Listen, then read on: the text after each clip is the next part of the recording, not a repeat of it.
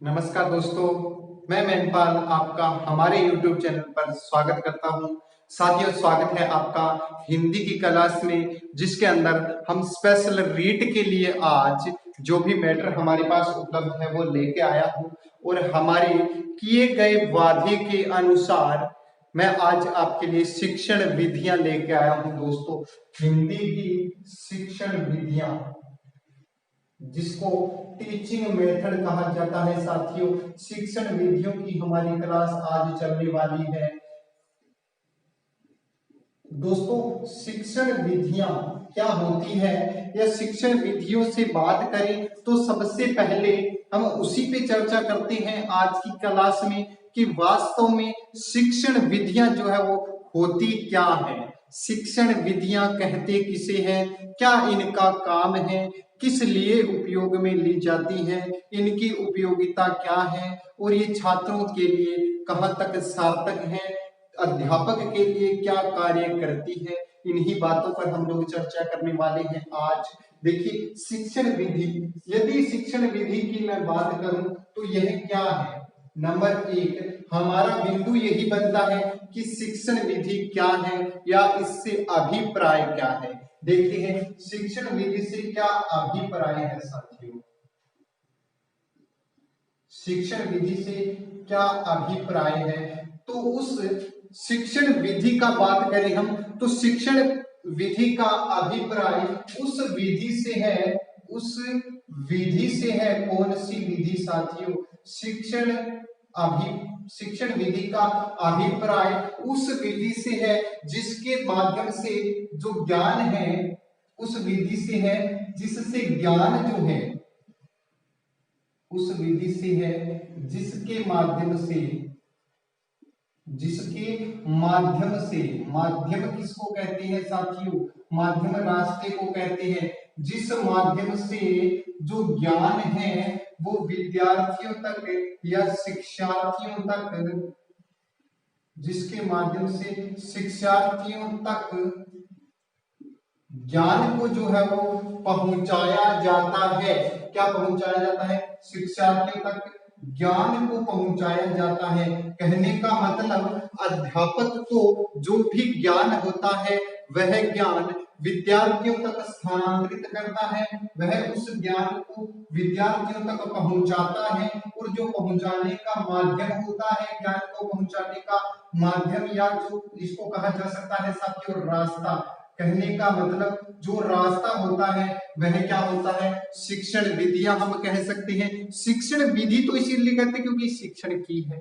विधि किसे कहते हैं? क्योंकि जिसके द्वारा हम ज्ञान को विद्यार्थियों तक पहुंचाते हैं उसको शिक्षण विधि कहेंगे। साथियों, समझ में आ गया होगा, नहीं तो अभी और बहुत सी करेंगे, समझ में तो आएगा, कंफर्म है। क्या है? उस विधि से है जिसके माध्यम से शिक्षार्थियों तक क्या पहुंचाया जाता है साथियों? ज्ञान पहुंचाया जाता है। कहने का मतलब जो शिक्षण विधि है ना, उसमें एक निर्धारित उद्देश्य रहता है। क्या रहता है? निर्धारित उद्देश्य रहता है। उद्देश्य, देखिए साथियों, एक होता है लक्ष्य और एक होता है उद्देश्य। एक होता है लक्ष्य, एक होता है उद्देश्य, दोनों में फर्क होता है साथियों। हमारा जो एम होता है उसको क्या कहा जाता है? लक्ष्य कहा जाता है। सबका लक्ष्य होगा कुछ न कुछ। हो सकता है आपका लक्ष्य एक अध्यापक बनना हो, थर्ड ग्रेड का अध्यापक बनना, सेकंड ग्रेड का अध्यापक बनना आपका लक्ष्य है साथियों। और उस लक्ष्य तक पहुंचाने के लिए जितने भी रास्ते हम लोग पार करेंगे वो सारे रास्ते क्या कहलाएंगे साथियों? वो सारे के सारे जितने रास्ते होंगे जिन पर हम लोग चर्चा करेंगे। जो मान लो हमने कोचिंग की साथियों, या हम किसी और माध्यम से हमने स्टडी की, या हम कहें कि उसके लिए आवश्यक कोर्स किया, मान लो बीएड किया या बीएसटीसी किया साथियों, वो सारे के सारे हमारे क्या थे? वो बहुत सारे हमारे उद्देश्य थे। कई उद्देश्य मिलकर के क्या करेंगे साथियों? एक लक्ष्य को प्राप्त करेंगे। कहने का मतलब लक्ष्य तक पहुंचने के लिए जितने भी कार्य हमारे द्वारा किए जाते हैं उनको क्या कहा जाता है? उद्देश्य कहा जाता है। हमारा उद्देश्य है कि हमारा लक्ष्य हासिल होना चाहिए। आज हम कोचिंग कर रहे हैं, ऑनलाइन क्लासेस लगा रहे हैं, ये हमारा उद्देश्य है। उद्देश्य किसके लिए है? लक्ष्य को प्राप्त करने के लिए है साथियों। लक्ष्य और उद्देश्य में अपेक्षित जो अंतर होता है आप समझ गए होंगे। लक्ष्य को प्राप्त करने के लिए उद्देश्य का सहारा लिया जाता है। चलिए दोस्तों, अब समझिएगा निर्धारित उद्देश्य किसमें होता है साथियों? शिक्षण विधियों के अंदर क्या होता है? उद्देश्य होते हैं और इनकी उद्देश्य की प्राप्ति होती है। निर्धारित उद्देश्यों की क्या होती है साथियों? प्राप्ति होती है। कहने का मतलब जितने भी हमारे उद्देश्य होते हैं उनकी प्राप्ति जब होगी तो क्या होगा? हमें ज्ञान होगा। किसको ज्ञान होगा साथियों? विद्यार्थी को होगा। विद्यार्थी को ज्ञान किसके माध्यम से हुआ? वो शिक्षण विधियों के माध्यम से हुआ। किसने करवाया? अध्यापक ने करवाया। शिक्षण विधियां किसके लिए उपयोगी है साथियों? शिक्षण विधियां टीचिंग को सरल बनाती है साथियों। अध्यापक निर्धारित करता है शिक्षण विधियों को। कौन निर्धारित करता है साथियों? अध्यापक निर्धारित करता है। शिक्षण विधियों का निर्माण कौन करता है साथियों? एक अध्यापक करता है। अपने विद्यार्थी को किसी न किसी प्रकार से ज्ञान देना, वो किस रास्ते से देगा वो अध्यापक पर निर्भर करता है कि एक अध्यापक कैसे अपने बच्चे को अपने जो अंदर ज्ञान है उसको देगा। वही शिक्षण विधियां होती है साथियों। शिक्षण विधि की यदि मैं शब्द की बात करूं, जो विधि शब्द है, शिक्षण विधि शब्द जो है वो अंग्रेजी का शब्द है। अंग्रेजी के किस शब्द से बना है साथियों? मेथड शब्द से बना है। किससे बना है साथियों? मेथड शब्द से बना है अंग्रेजी के। और जो ये मेथड शब्द है ना, ये शब्द लैटिन भाषा का है। कौन सी भाषा का है साथियों? लैटिन भाषा का शब्द है। ध्यान रखना, प्रश्न पूछा जाए कि मेथड शब्द किस भाषा का शब्द है, तो किस भाषा का है? लैटिन भाषा का शब्द है। मेथड किस भाषा का शब्द है? लैटिन भाषा का शब्द है। और इसका अर्थ क्या होता है? लैटिन भाषा का शब्द होगा, इसका अर्थ होगा माध्यम। माध्यम या इसको कहते हैं रास्ते। अब भी वही बात आ रही है साथियों। क्या है? शिक्षण विधि एक मेथड है। क्या है? लैटिन भाषा का शब्द है। क्या होता है इसका अर्थ? वे रास्ते या माध्यम होता है। सिस्टम या माध्यम होता है इसका अर्थ। चलिए बढ़ते हैं साथियों आगे। ये दोस्तों इसको थोड़ा सा हमें इस प्रकार से भी समझ सकते हैं कि एक शिक्षक द्वारा, किसके द्वारा साथियों? शिक्षक द्वारा अपने शिक्षण को, शिक्षक का क्या काम होता है साथियों? शिक्षण करना होता है। एक शिक्षक द्वारा अपने शिक्षण कार्य को, अपने शिक्षण कार्य को प्रभावी बनाने के लिए, प्रभावी बनाने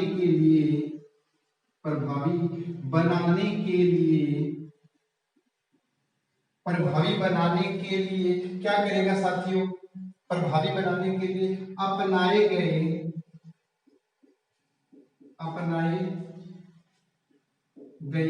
तरीकों को, अब वो कौन से तरीके से अपने शिक्षण को प्रभावी बनाता है, उस तरीके को क्या कहेंगे साथियों? उस तरीके को मेथड कहेंगे, उस तरीके को विधि कहेंगे। क्या कहेंगे साथियों? शिक्षण विधि कहेंगे। शिक्षण विधि मानेंगे साथियों। किसको मानेंगे? शिक्षक द्वारा अपने शिक्षण कार्य को प्रभावी बनाने के लिए जो भी टेक्निक अपनाई जाती है उसको क्या मानेंगे? शिक्षण विधि मानेंगे साथियों। शिक्षण विधि पर चर्चा हम कर रहे हैं कि शिक्षण विधि वास्तव में क्या होती है। तो देखिए साथियों, इस जो प्रोसेस होती है उसके अंदर दो चीजें मुख्य रूप से रहती है। कहने का मतलब जो सीखने की प्रक्रिया है उसमें मुख्य दो चीजें होती है। सीखने की प्रक्रिया में दो चीजें महत्वपूर्ण होती है। क्या होती है साथियों? एक तो होता है शिक्षण, और दूसरा होता है साथियों पठन। ध्यान दीजिए, एक होता है शिक्षण और दूसरा होता है पठन। अब शिक्षण कौन करता है साथियों? शिक्षण एक अध्यापक के द्वारा किया जाता है। शिक्षण किसके द्वारा किया जाता है साथियों? अध्यापक के द्वारा किया जाता है। और पठन किसके द्वारा किया जाता है साथियों? शिक्षार्थी के द्वारा किया जाता है। किसके द्वारा किया जाता है? शिक्षार्थी के द्वारा किया जाता है। शिक्षार्थी कौन होता है? शिक्षार्थी विद्यार्थी को कहते हैं, शिक्षार्थी स्टूडेंट को कहते हैं, जो शिक्षा ग्रहण करता है छात्र उसको कहते हैं, लर्नर को कहते हैं। ठीक है, पढ़ने का कार्य कौन करता है साथियों? विद्यार्थी करता है। और शिक्षण का कार्य कौन करता है? अध्यापक करता है। दो चीजें महत्वपूर्ण भूमिका निभाते हैं। ठीक है, समझिएगा दोस्तों। यहाँ तक यदि समझ में आया तो स्क्रीनशॉट ले लीजिएगा आप इसका। बढ़ते हैं आगे क्लास की ओर। फिर भी मैं आपको दोहराव कर देता हूँ। शिक्षण विधियां क्या है? उस विधि से है जिसके माध्यम से विद्यार्थियों तक क्या पहुंचाया जाता है? ज्ञान पहुंचाया जाता है। कहने का मतलब ये एक रास्ता है छात्र को ज्ञान सिखाने का। इसमें क्या होता है? निर्धारित उद्देश्यों की प्राप्ति होती है। विधि शब्द जो है वो अंग्रेजी के मेथड शब्द से बना है। इसका जो लैटिन भाषा के शब्द से लिया गया है। और इसका अर्थ क्या होता है साथियों? माध्यम या रास्ता होता है। माध्यम या रास्ता होता है। समझ में आया होगा। अब बात करें कि शिक्षक द्वारा अपने शिक्षण कार्य को प्रभावी बनाने के लिए अपनाए गए तरीकों को शिक्षण विधि कहा जाता है। सीखने की प्रक्रिया दो प्रकार से होती है मुख्य रूप से। कौन कौन सी साथियों? जिसमें एक तो शिक्षक रहता है, मुख्य चर होता है। एक रहता है शिक्षार्थी। शिक्षण में शिक्षण अध्यापक द्वारा किया जाता है और पठन शिक्षार्थी द्वारा किया जाता है। यहाँ तक आपको समझ में आया होगा साथियों। आप स्क्रीनशॉट लीजिएगा। इसके बाद मैं करता हूं इसको इरेज।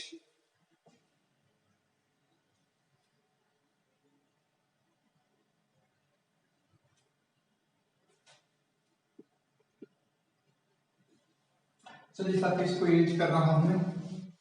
थोड़ा सा शिक्षण विधियों के बारे में और पढ़ेंगे, उसके बाद उसकी विभिन्नता को पढ़ने वाले हैं हम लोग।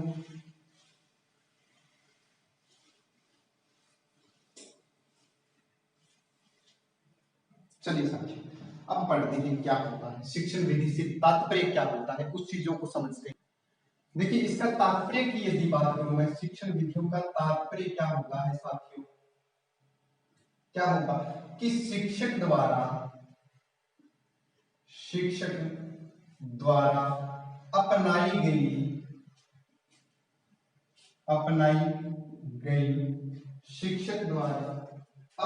गई कुछ ऐसी निर्देशित क्रियाएं अपनाई गई या निर्देशित क्रियाएं जिनके द्वारा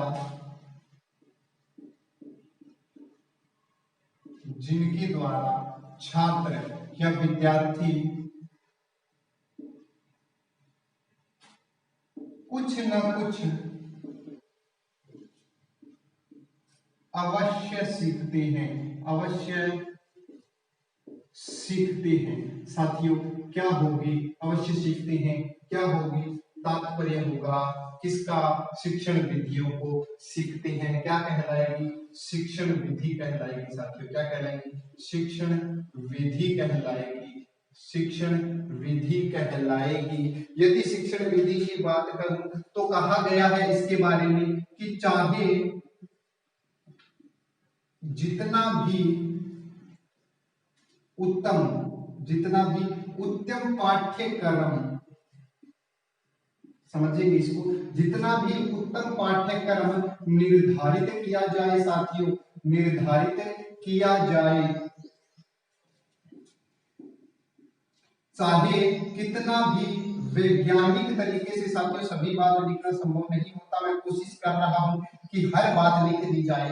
वैज्ञानिक तरीके से क्या किया जाए साथियों? शिक्षण वैज्ञानिक तरीके से पाठ्यक्रम का निर्माण किया जाए, पाठ्यक्रम को बनाया जाए साथियों, निर्माण उसका किया जाए। परंतु जब तक यदि अच्छी शिक्षण विधियों के द्वारा उसको नहीं पढ़ाया गया, एक अच्छे अध्यापक के द्वारा उसको नहीं पढ़ाया गया, तब तक वह व्यर्थ है साथियों। अच्छी शिक्षण विधियों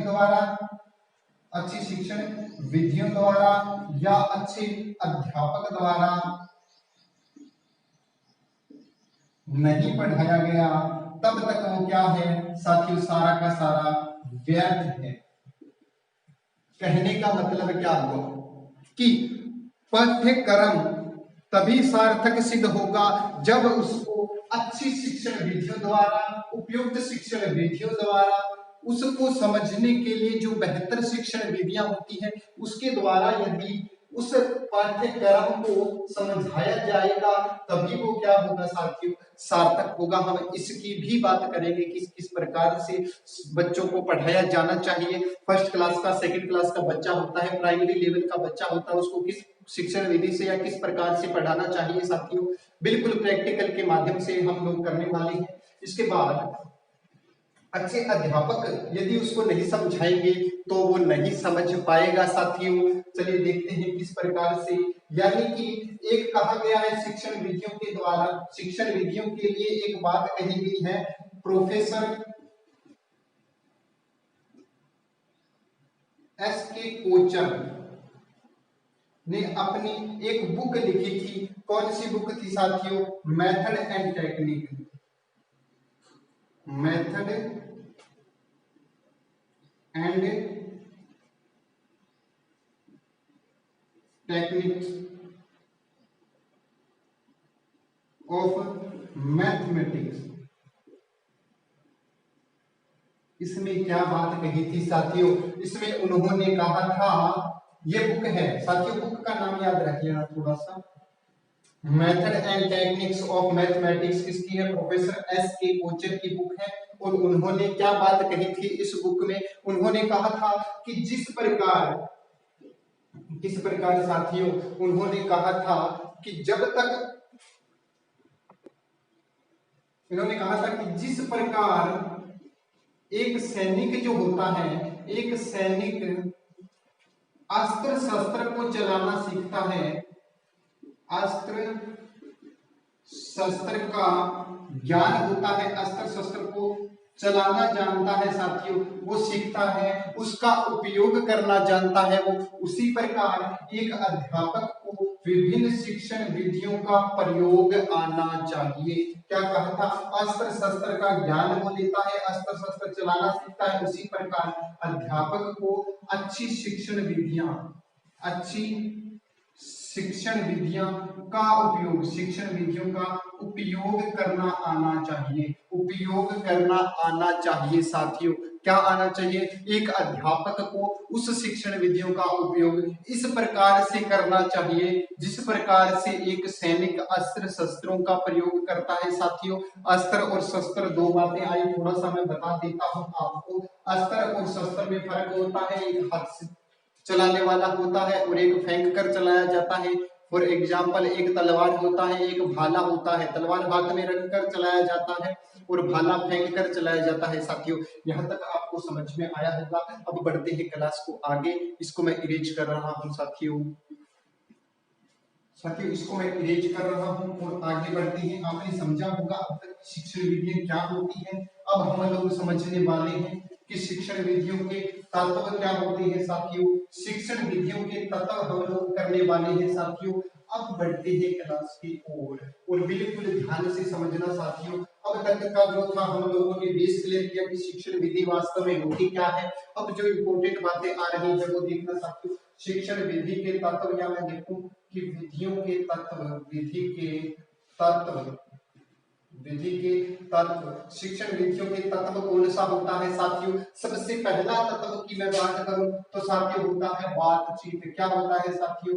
बातचीत, या उसको कहा जाता है संप्रेषण। क्या कहा जाता है साथियों? संप्रेषण कहा जाता है। संप्रेषण को बातचीत कहते हैं, उसी को कम्युनिकेशन कहते हैं। बातचीत या संप्रेषण का माध्यम भाषा ही होता है साथियों। किसको कहते हैं? भाषा किसको कहते हैं? बातचीत या भावों के आदान प्रदान करने का माध्यम ही तो था। अब बढ़ते हैं साथियों, इसमें क्या होता है। कहा जाता है संप्रेषण के बारे में कि यदि संप्रेषण ना हो तो कोई भी शिक्षण विधि है उसको उपयोग में लाया जाना बहुत कठिन होता है साथियों। ध्यान देना, मैंने कहा बहुत कठिन होना है, मैंने ये नहीं कहा कि नामुमकिन होता है। यदि संप्रेषण नहीं होगा तो शिक्षण जो विधि है साथियों, शिक्षण विधि उपयोग में लाना क्या होगा साथियों? उपयोग में लाना क्या होगा, कठिन होगा साथियों। क्या होगा, कठिन यानी थोड़ा सा मुश्किल हो जाएगा। यदि मैं कहूं कि नामुमकिन होगा, बातचीत के बिना शिक्षण विधियां हो ही नहीं सकती, तो साथियों होता है जो बधिर बालक होते हैं उनको भी समझाया जाता है, उनको भी सिखाया जाता है, वो भी तो शिक्षण की विधि ही मानी जाती है साथियों। तो ये तो असंभव तो हो ही नहीं सकता, संभव है, उनको भी सिखाना संभव है साथियों। चलिए, तो हम लोगों ने समझा कि संप्रेषण के अंदर जो पहला विधि के तत्व के अंदर पहला जो मुख्य बिंदु रहता है बातचीत या संप्रेषण रहता है। कहने का मतलब संप्रेषण के बिना, बातचीत के बिना शिक्षण विधियों को प्रभाव में लाना, बच्चों के सामने उपस्थित करना साथियों क्या होता है, मुश्किल हो जाता है। इसलिए पहला बिंदु यही था साथियों। और दूसरा क्या रहता है साथियों, दूसरा रहता है चित्र। ध्यान देना साथियों, दूसरा क्या रहेगा, चित्र रहेगा हमारा बिंदु। अब देखिए साथियों, ये जो चित्र होता है ना, उसके माध्यम से जो बालक होता है वो ज्यादा प्रभावी शिक्षण जो है संभव कर पाता है, ज्यादा प्रभावी तरीके से वो उसको सीख पाता है। फॉर एग्जाम्पल, यदि हम लोग आजकल की बात करें, प्रोजेक्ट मेथड के माध्यम से जो बच्चों को सिखाया जाता है, सबसे पहले क्या होता है साथियों, ए आया तो ए का चित्र सबसे पहले आएगा। ए फॉर क्या होता है साथियों, एप्पल होता है। परंतु मैं थोड़ा सा इससे विपरीत भी हूँ। कई बार मैं मानता हूँ कि प्रोजेक्ट विधि के माध्यम से पढ़ाने से अच्छा है कि एक अच्छा अध्यापक होना चाहिए। मैंने बताया था आपको प्रैक्टिकल के माध्यम से, मैं अपने बच्चों को प्रोजेक्ट के माध्यम से कभी नहीं पढ़ाता साथियों। कैसे पढ़ाता हूं, मैं चित्र बना करके पढ़ाता हूं बच्चों को। और जो टीचर इनोवेशन अवार्ड था उसके अंदर मैंने पार्टिसिपेट किया था साथियों एक बार, तो उसमें मैंने यही बात रखी थी, प्रोजेक्ट माध्यम था वो, कि प्रोजेक्ट का विद्यार्थियों को वास्तव में लाभ कितना हुआ, हानि कितनी हुई। तो मैंने उनको उस समय भी ये बात कही थी जब उसमें मैंने पार्टिसिपेट किया था, कि अध्यापक को चाहिए कि वो चित्र बनाए, अध्यापक को चाहिए कि वो चित्र बना करके प्रस्तुत करे, न कि प्रोजेक्ट के माध्यम से बच्चों के सामने चित्र ला करके खड़ा कर दिया।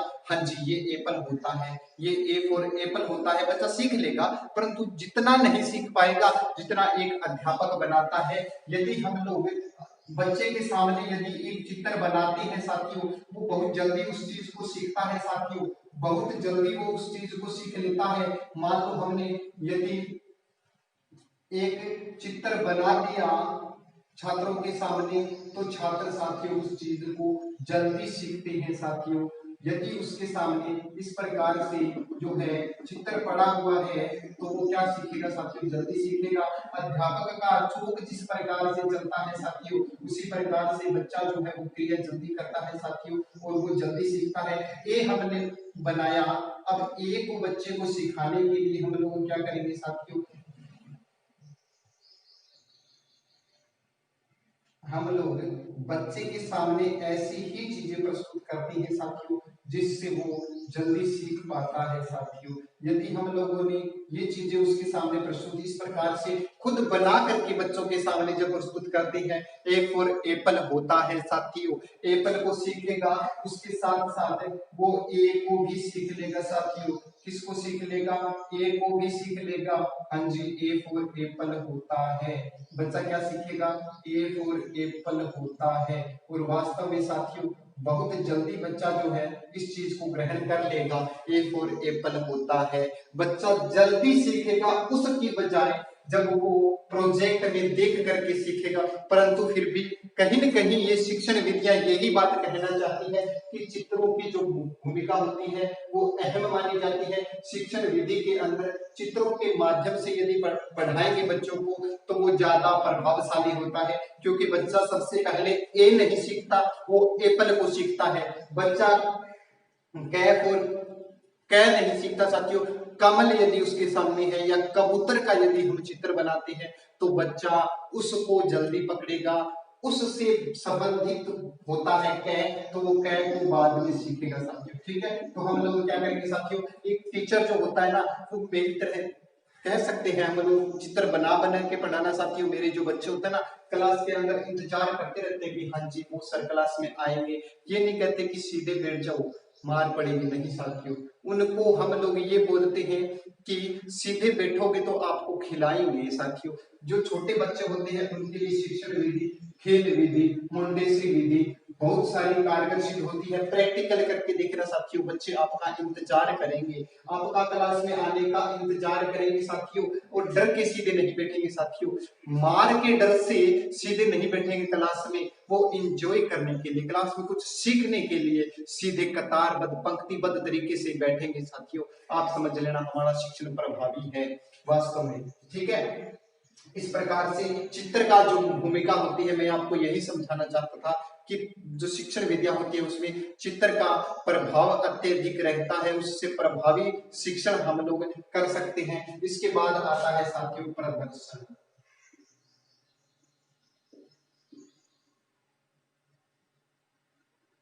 साथियों प्रदर्शन की यदि बात की जाए, अब प्रदर्शन क्या होगा साथियों, बच्चों को कुछ चीज दिखाई जाएगी। कैसे दिखाई जाएगी साथियों, मान लो कि हम लोग बच्चों को कुछ सिखाना चाहते हैं और वो यदि प्रदर्शन के माध्यम से सिखाते हैं बच्चे को तो वो प्रभावी रहता है। किस प्रकार से रहता है साथियों, इसकी परिभाषा वगैरह लिखना, हर चीज लिख करके पढ़ाना जरूरी नहीं होता, आपको जरूरी है समझ में आना चाहिए साथियों, समझ में आना जरूरी होता है। प्रदर्शन, पहले चित्र का आप समझ चुके कि चित्र बच्चों को बना करके दिखाएंगे, बच्चे पीछे पीछे दोहराव करेंगे इसका, ठीक है, अपने अनुभव को स्लेट पर लिख देता है बच्चा, ऐसा ही होता है। प्लेटो ने कहा था, प्लेटो जो वैज्ञानिक हुए थे, दार्शनिक हुए थे, उन्होंने कहा था कि बच्चा पूरी स्लेट है, वह अपने अनुभव को स्लेट पर लिखता है। ये उसने बताया था, किसने, प्लेटो ने। जो लोग ने कहा था कि बच्चा पूरा कागज होता है, वह अपने अनुभवों को उस पर लिख देता है। साथियों दोनों की परिभाषा यही है। अब प्रदर्शन की बात करूं तो प्रदर्शन उसको दिखाना, प्रत्यक्ष रूप से उसको दिखाना चीज कि हाँ जी वास्तव में सच है या नहीं है, बच्चा उसको भी जल्दी सीखता है। और उसके द्वारा जो ज्ञान होता है, प्रदर्शन के द्वारा जितना ज्ञान दिया जाता है, एक प्रभावी शिक्षक यदि अच्छा शिक्षक ज्ञान देता है बच्चे को तो वो प्रभावशाली रहता है। कैसे, मान लो उसको प्रैक्टिकल करके कोई चीज दिखाते हैं तो वो प्रभावशाली रहता है। मैं आपको बताता हूं, हम बच्चे को लेसन पढ़ा रहे हैं, कौन सा, पानी के गुण। पानी के गुण यदि अध्यापक द्वारा बच्चों को पढ़ाया जाता है तो वो यदि प्रदर्शन के द्वारा पढ़ाया जाता है तो अच्छे से क्लियर होगा और बच्चा उसको सदा सदा के लिए सीख लेगा, हमेशा उसका जो है याद रहेगा, स्थायी हो जाएगा। कैसे, अध्यापक पानी लेगा, कांच के गिलास में पानी अध्यापक ने लिया साथियों, कौन से गिलास में, कांच का एक अध्यापक ने गिलास लिया और उसमें उसने पानी भरा साथियों, अध्यापक ने उसमें पानी भरा। अब अध्यापक बच्चों को सिखा रहा है कि बच्चों देखो पानी का कोई रंग नहीं होता। क्या सिखा रहा है साथियों, कि पानी का कोई रंग नहीं होता। वो कैसे सिखाएगा साथियों, पानी का रंग नहीं होता बताने के लिए बच्चे कहेंगे सर ये व्हाइट है। हाँ बच्चों, ये वास्तव में आपको व्हाइट दिख रहा है पर पानी का कोई रंग नहीं होता। इसमें जो पानी डालोगे ना, जो रंग डालोगे ना, वह वैसा ही ग्रहण कर लेगा, वह दूसरों का रंग ग्रहण करता है। यदि लाल रंग डालोगे तो वह लाल हो जाएगा, यदि उसमें कोई सफेद चीज डालोगे तो वह सफेद हो जाएगा, यदि उसमें कोई चीज काला रंग डाला तो वह कैसा हो जाएगा साथियों, काला हो जाएगा। सफेद डालेंगे तो सफेद हो जाएगा, काला डालेंगे तो काला हो जाएगा। और बच्चों को प्रैक्टिकल करके दिखाओ साथियों, 3 गिलास लो, एक में काला डाला तो देखो बच्चों ये काला रंग हमने डाला तो पानी कैसा हो गया, काला हो गया। पानी का खुद का कोई रंग नहीं है साथियों, इसमें रंग का गुण नहीं पाया जाता, इसमें काला रंग हमने डाला तो काला हो गया दोस्तों। दूसरे गिलास में लाल रंग डालो, लाल हो जाएगा। तीसरे में सफेद डालो, सफेद हो जाएगा। बच्चा सीख गया हाँ जी पानी का कोई अपना रंग नहीं होता। अब दोस्तों देखिएगा, दूसरे गिलास लीजिए और पानी का हम लोग उनको स्वाद बताएंगे। दोस्तों पानी का कोई स्वाद नहीं होता, पानी के अंदर यदि मीठा डालेंगे, शक्कर डालेंगे तो पानी कैसा हो जाएगा साथियों, वो मीठा हो जाएगा। पानी में शक्कर डालने से कैसा हो जाएगा, मीठा हो जाएगा। नमक डालेंगे तो नमकीन हो जाएगा। पानी का खुद का स्वाद साथियों नहीं होता। उनको ये चीज प्रैक्टिकल के माध्यम से अच्छे तरीके से समझाई जा सकती है साथियों।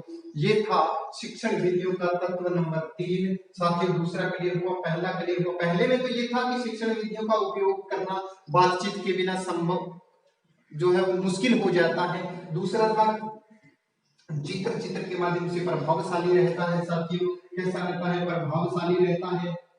अब साथियों प्रभावशाली कैसे रहता है ये शिक्षण सीखना जरूरी था, वो थोड़ा सा आपको सिखाया। इसके बाद प्रदर्शन क्या होता है, प्रदर्शन इस प्रकार से हम लोग उनको समझा सकते हैं। इसके बाद दोस्तों हाव भाव, क्या था? हाव भाव। दोस्तों पढ़ाई का, शिक्षण विधियों का जो प्रयोग करते हैं, हाव भाव भी उसमें होने चाहिए। हाव भाव का मतलब साथियों कि किस प्रकार की कविता बच्चे को पढ़ाई जा रही है, किस प्रकार का लेसन बच्चे को पढ़ाया जा रहा है, उसके अकॉर्डिंग अध्यापक का हाव भाव फीलिंग्स जो है उसी प्रकार की होनी चाहिए। वीर रस की कविता पढ़ा रहे हैं और बिल्कुल आराम से हम लोग बैठे पढ़ा रहे हैं तो नहीं पढ़ा पाएंगे साथियों। जब सर्जिकल स्ट्राइक हुआ था, मैं हाव भाव की बात करता हूं साथियों, कविताओं के अंदर ऊर्जपूर्ण भाषण की बात करता हूं साथियों। किस प्रकार से होता है, एक कुमार विश्वास जी की 4 पंक्तियां आई थी, क्या आई थी साथियों? जब सर्जिकल स्ट्राइक किया था ना उस टाइम आई थी। पूछा गया था, एक ऐप आया था जिसके माध्यम से कि क्या करना चाहिए क्या नहीं करना चाहिए। हमारे 4 सैनिकों को मार गिराया था उन्होंने, पाकिस्तान वालों को, जो शहीद हुए थे 4 सैनिक। तो उसके बाद में हमसे पूछा था कि क्या करना चाहिए। उन्होंने ओजपूर्ण या हम कहें कि बिल्कुल वीर रस से संदिग्ध एक कविता लिखी थी। उसमें क्या कहा गया था कि युद्ध कहां तक टाला जाए साथियों। कुमार विश्वास जी की कविता है, 4 पंक्तियां मुझे याद आ गई, मैं आपसे शेयर करना चाहूंगा कि युद्ध कहां तक टाला जाए, द्वंद्व कहां तक पाला जाए, तुम भी है राणा का वंशज, फेंक जहां तक भाला जाए। उन्होंने इतना वो जोश भर दिया था कि सर्जिकल स्ट्राइक का आपने परिणाम देखा था साथियों। 350 लोगों को मार करके आए थे 4 के बदले। अभिनंदन जी की कहानी आपको पूरी याद होगी, भूले नहीं होंगे आप, क्योंकि भूलने वाली घटना ही नहीं होती ऐसी। इसके बाद यदि हम बात करें लेखन की साथियों, किसकी बात करें? लेखन की। तो लेखन कौशल कैसा होना चाहिए? एक तो सुंदर शब्दों में लिखा होना चाहिए, एक स्पष्ट शब्दों में लिखा होना चाहिए। बच्चा जो भी चीज पढ़ता है उसको वो स्पष्ट रूप से समझ में आना चाहिए। और क्या होना चाहिए साथियों? शब्दों का एक्सीडेंट नहीं होना चाहिए बोर्ड पे कि एक शब्द लिख रहे हैं दूसरे के अंदर जा रहा है, या हम इस प्रकार से लिख रहे हैं और लिखते लिखते लास्ट जो पंक्ति है हमारी अंतिम तक पहुंचे तो यहाँ से लेकर के यहाँ तक आगे, या यहाँ से शुरू होकर ऊपर चले गए साथियों। इस प्रकार का नहीं होना चाहिए। बिल्कुल एक कतार पंक्तिबद्ध रूप से बिल्कुल सीधा लिखा जाना चाहिए। 45 एंगल पर खड़ा होना चाहिए साथियों। ऐसा नहीं होता कि 45 का मतलब इस प्रकार से है तो ऐसे ही खड़ा होना है साथियों। बिल्कुल बोर्ड की तरफ मुंह नहीं करना और बिल्कुल पीछे भी नहीं देखना साथियों। ये लिखने का तरीका है। श्यामपट्ट कौशल के अंदर आपको सिखाएंगे, बिल्कुल सीखा होगा आपने श्यामपट्ट कौशल, पढ़ लेना साथियों। 2 साल की आप भी ट्रेनिंग कर करके आए हो साथियों, तो आपको अच्छे से इस चीज का तो ज्ञान होगा। अब साथियों 45 का मतलब 45 ही नहीं है, मान लो 40 से 50 के बीच का एंगल होना चाहिए, जिस प्रकार से एडजस्ट होता है उस प्रकार से लिखने का। इसका मतलब ये था साथियों कि बोर्ड पर सीधा लिखे और बच्चों की तरफ हमारा ध्यान रहे, इस प्रकार से उसको लिखना है। इसके बाद पठन की बात करूं साथियों, पठन कौन करता है साथियों? वैसे तो पठन उसमें तो हमने क्या सीखा था, पठन जो होता है वो विद्यार्थी करते हैं, पर यहाँ पठन का अर्थ वाचन से है साथियों। यहाँ पे किससे है? वाचन से है। और वाचन अध्यापक के द्वारा किया जाता है। अध्यापक के द्वारा जो वाचन किया जाएगा साथियों वो होता है आदर्श वाचन। कैसा? आदर्श वाचन कौन करता है साथियों? अध्यापक करता है। और प्राइमरी लेवल तक उनको दोहराव कराना चाहिए, उसका नाम होता है साथियों अनुकरण वाचन। अनुकरण वाचन, यदि पीछे पीछे बच्चे बोलेंगे तो वो जल्दी करेंगे वाचन, ये होता है साथियों। अनुकरण वाचन कौन करेगा? विद्यार्थी करेंगे, छोटी क्लास के बच्चे हैं उनको अनुकरण वाचन करवाना चाहिए साथियों, ताकि जो कठिन शब्द है उनका वो दोहराव कर करके उनको वो सीख के अच्छे से, और एक एक शब्द का अर्थ भी वो ग्रहण कर सके, सीख सके साथियों। ये था पठन। इसके बाद निर्देशन, अंतिम जो पॉइंट आता है, छठा बिंदु हमारा आता है, वो आता है साथियों निर्देशन। एक अध्यापक को चाहिए कि वह निर्देशन की भूमिका निभाए साथियों। किस प्रकार से?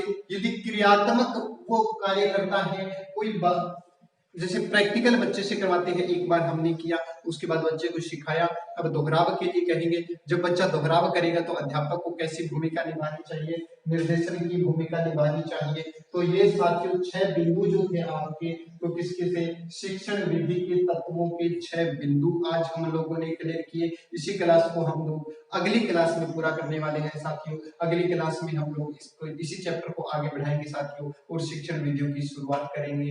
आपका बहुत बहुत धन्यवाद साथियों। ये चीज आपको अच्छे से समझ में आई होगी, स्क्रीनशॉट लेना चाहते हो तो ले सकते हो साथियों, वरना इसकी कोई इतनी भी जरूरत नहीं है कि स्क्रीनशॉट लिया जाए। समझने वाले बिंदु है साथियों। हाँ, बिंदु पॉइंट अगर लिखना चाहते हो तो मैं दोहरा देता हूँ, आप लिख लीजिएगा साथियों। सबसे पहले कौन सा आता है, हमारा बातचीत आता है जिसको संप्रेषण कहा जाता है। दूसरा चित्र आता है, चित्र का हमने उदाहरण लिया, चित्र बना करके विद्यार्थियों को सिखाना चाहिए। उसके बाद प्रदर्शन आया था साथियों, प्रदर्शन के माध्यम से बच्चों को सिखाना चाहिए। 3 बिंदु हमारे हो गए। उसके बाद हाव भाव आया था, हाव भाव के बाद में कौन सा आया था साथियों, लेखन आया था, और लेखन के बाद अंतिम छठा बिंदु था निर्देशन। ये 6 तत्व किसके होते हैं साथियों, ये 6 तत्व विधि के होते हैं साथियों। आपने अच्छे रूप से इसको पढ़ा समझा, आपका बहुत बहुत धन्यवाद साथियों।